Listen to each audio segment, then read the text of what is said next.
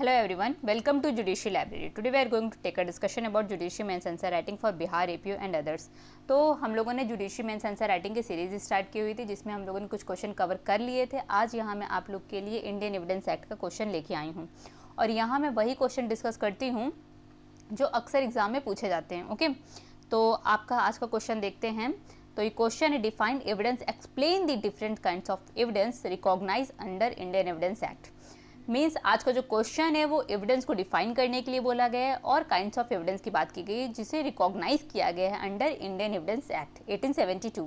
Okay, तो ये आज का क्वेश्चन है। आइए देखते हैं कि उसका आंसर क्या है। तो आंसर है सेक्शन 3 में आपको एविडेंस की डिफिनेशन मिल जाएगी। Indian evidence Act of the Indian evidence act 1872 defines evidence as evidence means and includes all statement. यहाँ देखिए बात की गई है ऑल स्टेटमेंट्स की। All statements which the court permits or requires to be made before it by witnesses in relation to matter of fact under inquiry, such statement are called oral evidence. And second है all documents including electronic। तो second आपका जो document की बात की गई है वो इलेक्ट्रॉनिक डॉक्यूमेंट को भी इंक्लूड करते हुए डॉक्यूमेंट्री एविडेंस की बात की गई है। मींस एविडेंस जो होते हैं वो 2 टाइप्स के होते हैं। सबसे पहला आपका ओरल एविडेंस हो जाएगा जिसमें ऑल स्टेटमेंट आ जाएंगे, जो भी गवाही दी जाती कोर्ट में वो सारे एविडेंस आपके आ जाएंगे ओरल एविडेंस में। एंड सेकेंड है आपका ऑल डॉक्यूमेंट्री एविडेंस जिसमें आपका इलेक्ट्रॉनिक एविडेंस भी इंक्लूड है। ओके, अगर आपसे क्वेश्चन एग्जाम में पूछा जाता है, मैं प्री की भी बात कर रही हूँ और इंटरव्यू की भी बात कर रही हूँ, अगर आपसे पूछा जाता है इलेक्ट्रॉनिक एविडेंस कैसा एविडेंस है, मीन्स ओरल एविडेंस है या फिर डॉक्यूमेंट्री एविडेंस है, तो सिंपल है कि इंडियन एविडेंस एक्ट सेक्शन 3 में जो एविडेंस की डिफिनीशन दी हुई है उसके अंतर्गत आपका जो इलेक्ट्रॉनिक एविडेंस है वो डॉक्यूमेंट्री एविडेंस में जाएगा। ओके, नेक्स्ट देखते हैं काइंड्स ऑफ एविडेंस। तो काइंड्स ऑफ एविडेंस में पहले बात की गई है डायरेक्ट एविडेंस की। देखिए यहाँ मैं आपको बता देती हूँ, पहले डायरेक्ट एविडेंस की बात की गई है। डायरेक्ट एविडेंस क्या होते हैं वो अभी हम लोग आगे डिस्कस करेंगे। देन इसके बाद सर्कमस्टांसेस एविडेंस की बात की गई है। जो भी परिस्थितिजन्य साक्ष्य होते हैं, जो भी सर्कमस्टांसेस पे आपके दिए जाते हैं एविडेंस, उसे ही हम सर्कमस्टांशियल एविडेंस कहते हैं। देन इसके बाद है ओरल एविडेंस है, फिर डॉक्यूमेंट्री एविडेंस है। डॉक्यूमेंट्री एविडेंस की मैंने बात की है कि डॉक्यूमेंट्री एविडेंस जो होते हैं वो आपका प्राइमरी एविडेंस भी होंगे, सेकेंडरी एविडेंस भी होंगे एंड इलेक्ट्रॉनिक एविडेंस भी होंगे। एंड लास्ट है आपका हियर से एविडेंस। हियर से एविडेंस क्या होते हैं, जो सुनी सुनाई बात का साक्ष्य दिया जाता है कोर्ट में, दैट इज़ अ हियर से एविडेंस। ओके, आइए देखते हैं नेक्स्ट, जिसमें एक के बाद एक सारे एविडेंस को डिफाइन किया गया है।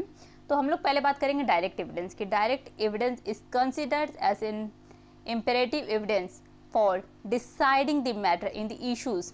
तो सबसे पहले क्या करता है, ये डिसाइड करता है मैटर को, इन द इशू को।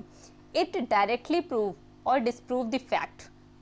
इट डायरेक्टली प्रूव और disprove the fact in the such evidence a specific fact is established directly without proving a reason to connect to the fact. One hardly needs to points out the illustration provided as the evidence of the witnesses in the court is direct evidence as opposed to a testimony to a fact suggesting guilt. Such evidence is real, tangible और clear evidence। ऐसा जो evidence होता है वो आपका real होता है, tangible होता है और clear evidence होता है। ओके, और of the fact that requires no thinking or consideration to prove its existence।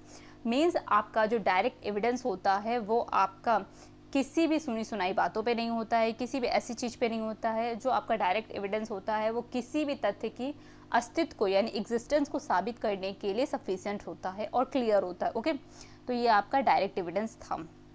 आइए इसका एग्जाम्पल देखते हैं। विदाउट एग्जाम्पल तो कुछ भी कंप्लीट नहीं होता है।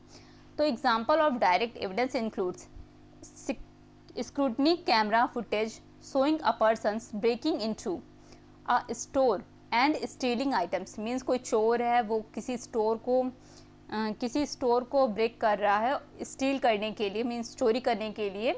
तो जो उसकी सीसीटीवी फुटेज में कैमरे में जो आता है तो वो आपका डायरेक्ट एविडेंस माना जाएगा। An audio recording of a persons admitting to committing a crime. किसी भी व्यक्ति की ऑडियो रिकॉर्डिंग जो व्यक्ति आपका एडमिट कर रहा है ऑफेंस को, तो ऐसे भी एविडेंस आपका डायरेक्ट एविडेंस में माना जाता है। Eye witnesses testimony that a person saw the defendant commit a crime, means आपका जो आई विटनेसेस होते हैं जिन्होंने क्राइम को होते हुए देखा है, तो उनका भी जो एविडेंस होता है आई विटनेसेस का, वो आपका डायरेक्ट एविडेंस होता है। ओके, आइए नेक्स्ट देखते हैं circumstantial evidence. Circumstantial or indirect evidence refers to evidence which proves the fact is in issues by providing others fact that is indirect fact। And सबसे पहले ये क्या होता है, इनडायरेक्ट फैक्ट होता है, ये डायरेक्ट फैक्ट नहीं होते। जैसे डायरेक्ट एविडेंस की अगर मैं बात करूँ तो वहाँ आपके डायरेक्ट फैक्ट होते हैं, लाइक आपका कोई सीसीटीवी फुटेज का हो गया, रिकॉर्डिंग हो गई, या फिर ऑडियो रिकॉर्डिंग हो गई, या फिर कोई आई विटनेसेस हो गया, तो वहाँ क्या होंगे, डायरेक्ट एविडेंस में आप डायरेक्ट एविडेंस दे रहे हैं। बट सर्कमस्टेंशियल एविडेंस क्या होता है, यहाँ आप डायरेक्ट कुछ भी नहीं होता, एवरीथिंग इज इनडायरेक्ट। ओके, तो indirect facts and then proving their relevance, ठीक है, और उसकी रिलेवेंसी को प्रूव किया जाएगा। A satisfactory conclusion can be drawn from such evidence by relating a series, ठीक है, relating a series of others facts to the fact in issue. Fact in issue और रिलेवेंट फैक्ट से वो क्या होंगे, वो आपका सीरीज क्रिएट करेंगे। Such indirect facts must have been associated with the fact in issue and have a cause and effect relations। Means आपका जो सर्कमस्टेंशियल एविडेंस होंगे वो आपके इनडायरेक्ट फैक्ट्स होते हैं, जो कि आपका fact in issue and relevant fact से क्या करते हैं, रिलेट करते हैं, और उनको रिलेट करते हुए उनको जब कोर्ट में प्रूफ किया जाता है कि नहीं ऐसा सच आपका अस्तित्व में है, एग्जिस्टेंस में है, तो उसके बेसिस पे आपको सज़ा दिलवाई जा सकती है। That is a circumstantial evidence. तो आइए उसका एग्जांपल देखते हैं हम लोग सर्कमस्टेंशियल एविडेंस का।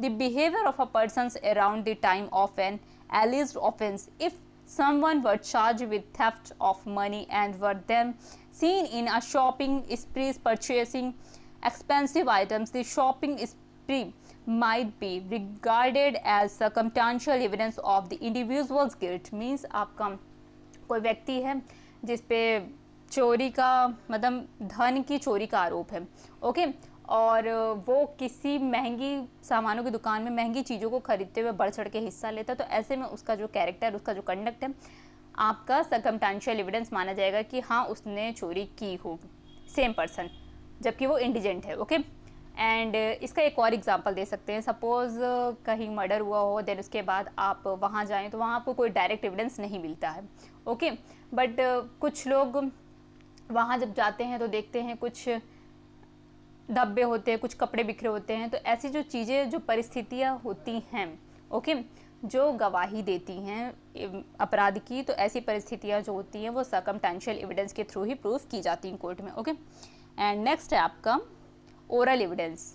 तो ओरल एविडेंस की अगर मैं बात करूँ तो ओरल एविडेंस आपका इंडियन एविडेंस एक्ट में कवर किया गया है चैप्टर 4 में, और चैप्टर 4 आपका मौखिक साक्ष्य के विषय के बारे में बात करता है। इसमें केवल 2 सेक्शन है, section 59 and section 60। Okay, meaning of such evidence that has been given by the person who has perceived it in any other manner. सबसे मेन चीज़ यहाँ लिखा है perceived, okay, it in any others manner और by any other sense, other manner and other sense, but it has been perceived by that person itself. Okay, for example through sense of smell और test. Means अगर कोई व्यक्ति, ठीक है, किसी भी चीज़ को खुद अनुभव करता है, परसीव्ड करता है, लाइक स्मेल, टेस्ट, कुछ भी, एवरीथिंग अपनी आँखों से देखता है, उसे फील करता है, तो उसके द्वारा जो भी गवाही दी जाती है that is a oral evidence. और अगर मैं ओरल एविडेंस की बात करूँ तो ओरल एविडेंस डायरेक्ट एविडेंस होते हैं। आप सेक्शन 60 धारा 60 अगर देखेंगे तो वहाँ लिखा हुआ है मौखिक साक्ष्य प्रत्यक्ष होना चाहिए। मीन्स आपका जो ओरल एविडेंस है मस्ट बी डायरेक्ट। तो अगर मैं बात करूँ ओरल एविडेंस की तो ओरल एविडेंस डायरेक्ट एविडेंस में आते हैं, ओके, और ओरल एविडेंस वही होते हैं जिन्हें हम अपनी सेंस द्वारा परसीव्ड करते हैं या फिर एनी अदर मैनर्स द्वारा हम उन्हें परसीव्ड करते हैं। ओके, देन नेक्स्ट है ओरल एविडेंस का, आइए डॉक्यूमेंट्री एविडेंस। ओरल एविडेंस का हम लोगों ने एग्जांपल बता दिया। तो documentary evidence, the provisions related to the documentary evidence are provided under chapter 5 of the Indian evidence act 1872। Chapter 5 में आपका डॉक्यूमेंट्री एविडेंस को कवर किया गया है, जो कि आपका 61 से लेके 90A तक है, यानी 90A, जो कि आपका बात करता है, आपका चैप्टर 5 आपका डॉक्यूमेंट्री एविडेंस की बात करता है, जो कि आपका सेक्शन 61 से लेके 90A तक है। Okay, and section 3 of the act define the term documents any matter which is expressed और describe on any substance by means of letter, figure or remarks or by more than one means and which can be used for recording the matter is considered as a document means आपका सबसे पहले इसमें letter, figure and remarks, ठीक है, recording भी आ सकती है। तो अगर ये पूछा जाता है कि आर एम मलकानी का आप लोगों ने केस सुना होगा, R M Malkani versus state of Maharashtra, तो इस केस में जो आपका टेप रिकॉर्डिंग था वो भी एज एविडेंस इंक्लूड किया गया एविडेंस में। ओके, तो टेप रिकॉर्डिंग कैसा एविडेंस है, अगर आपसे इंटरव्यू में पूछा जाता है या फिर प्री में ऐसा क्वेश्चन आता है कि आपका जो टेप रिकॉर्डिंग है वो कैसा एविडेंस है, तो that is a documentary evidence. And electronic record भी आपका डॉक्यूमेंट्री एविडेंस में आता है। और डॉक्यूमेंट्री एविडेंस की अगर मैं बात करूँ तो डॉक्यूमेंट्री एविडेंस आपका 2 टाइप्स का होता है, प्राइमरी एविडेंस होता है, देन इसके बाद सेकेंडरी एविडेंस होता है।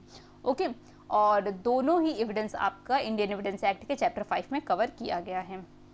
नेक्स्ट आइए देखते हैं, primary evidence means the documents itself produce, means जो आपका डॉक्यूमेंट्स होता है वो इटसेल्फ प्रोड्यूस किया जाता है इंस्पेक्शन ऑफ द कोर्ट, और कोर्ट्स के इंस्पेक्शन के लिए।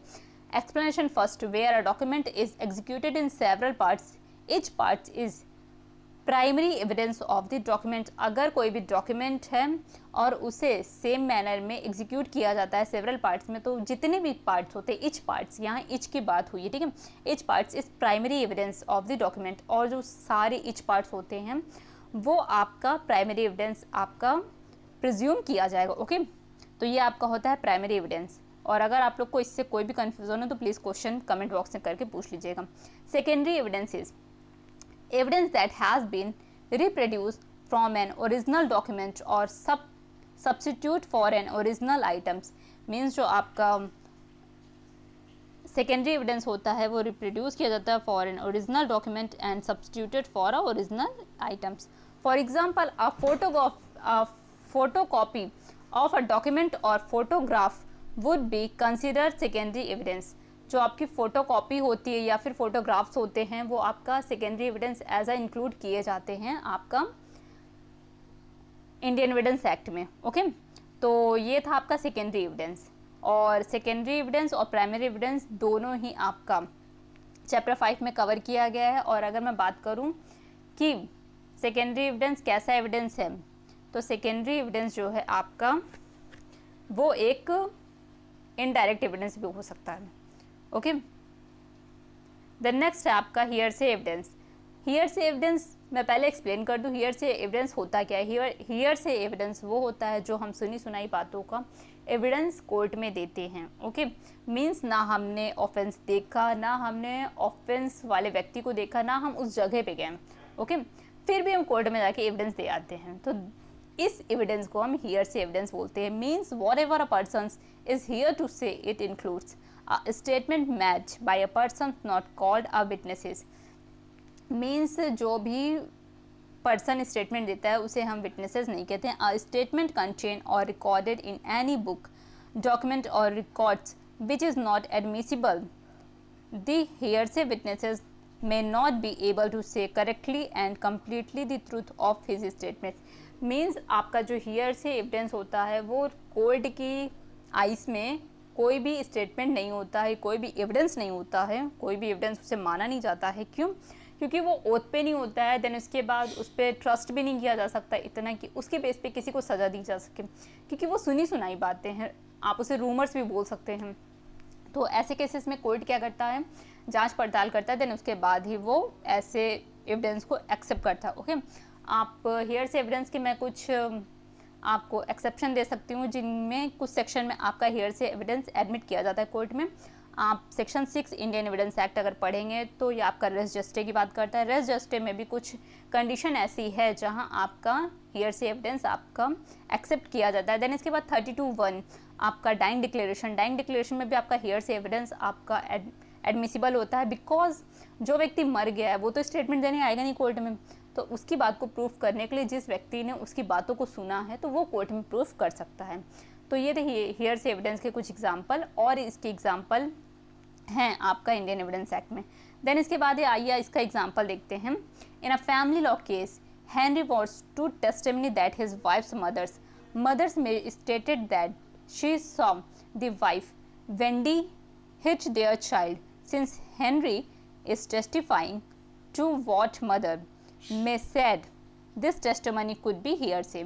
मीन्स एक हेनरी नाम का व्यक्ति है, वो गवाही देना चाहता है कि उसकी मदर इन लॉ मीन्स उसकी वाइफ की जो मदर है वो ये कहती हैं कि मैंने देखा है कि उसकी वाइफ बच्चों को पीट रही थी। ठीक है, तो उसकी मदर इन लॉ के जो स्टेटमेंट हैं वो व्यक्ति कोर्ट में देना चाहता है अपनी मदर की सुनी सुनाई बातों पे। ठीक है, ना उसने देखा कि उसकी वाइफ ने उसके बच्चों को पीटा, ठीक है, और ना ही वो वहाँ था, सिर्फ उसने अपने मदर इन लॉ की बात पे ट्रस्ट किया। देन उसके बाद वो कोर्ट में ऐसी गवाही देना चाहता है, तो ऐसे केसेस को हम हियरसे एविडेंस मान सकते हैं, ऐसी टेस्टिमनी को हम हियरसे एविडेंस मानते हैं। ओके, तो ये था आपका इंडियन एविडेंस एक्ट का इंपॉर्टेंट टॉपिक, और यहाँ ये टॉपिक कंप्लीट होता है। और अगर आप लोग को कहीं भी कोई भी कन्फ्यूज़न हो या फिर कोई क्वेश्चन हो तो आप कमेंट बॉक्स में कमेंट करके पूछ सकते हैं। नेक्स्ट टॉपिक के साथ नेक्स्ट वीडियो में मिलते हैं, तब तक के लिए थैंक यू।